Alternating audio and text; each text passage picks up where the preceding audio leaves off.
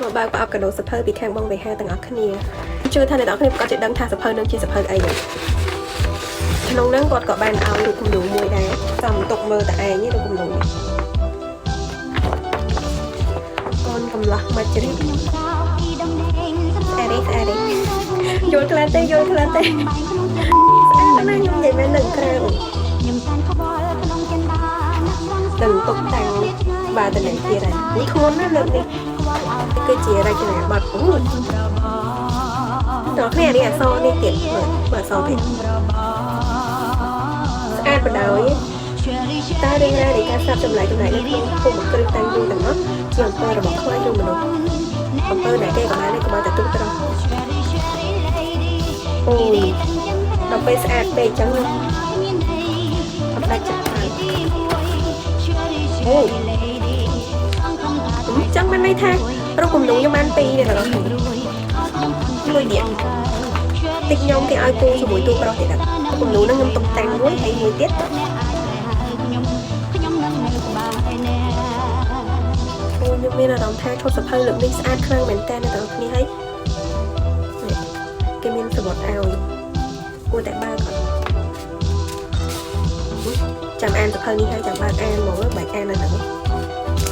ក្នុងហ្នឹងអូបតោរូបសេះស្អាតមែនតើអ្នកទាំងអស់គ្នាស្អាតជាងក្នុងរូបគាត់ដាក់ឲ្យទៀតណា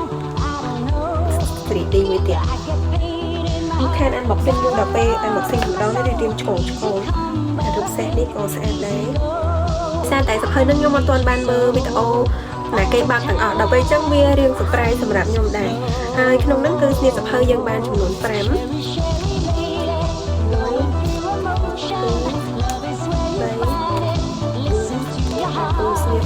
ស្នៀតយកមកអត់ស្កាតយើងបានចំនួន4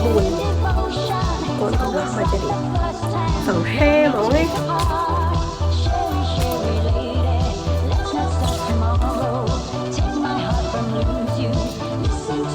រឿងរ៉ាវចិត្តកម្មបន្តយ៉ាងណាផងទៅបើអត់ថ្មីអត់ថាវៃហាខ្ញុំនិយាយមែនបានប្រអប់ខ្ញុំបកឲ្យមើលអូយអ្នកទាំងអស់គ្នាស្អាតទេយើងក៏លេចមកមើលសម្រាប់សភៅគេម្ដងសភៅលើកនេះក៏ជាប្រភេទសភៅក្របរឹងដែរហើយសំខាន់គឺមាន spray ជុំវិញនឹងទៀតអានេះគឺ jacket ពីខាងក្រៅសភៅ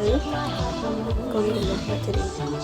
យាយទៅគឺគ្រប់យ៉ាងនៅក្នុងសភៅនេះគឺបញ្ជាក់ច្បាស់ជាងគេគឺកូនកំឡោះហ្នឹងហ្មងនៅកន្លែងណាក៏មានអូយ jacket ស្អាតប៉ុណ្ណឹងមែនខាងក្នុងស្អាតជាងនឹង1000ដងមើលនេះអ្នកនរគ្នាឲ្យខ្ញុំចិត្តថានេះអូយចាំងនឹងព្រាកហ្មងណាពីខាងនេះក៏ចាំងដែរសំខាន់គឺមាន spray កែមទៀតបើអត់ស្អាតទៀតខ្ញុំមិនដឹងនិយាយថាមិនទេហើយក៏បានហត្ថលេខាពីបងនិពន្ធមួយដែរ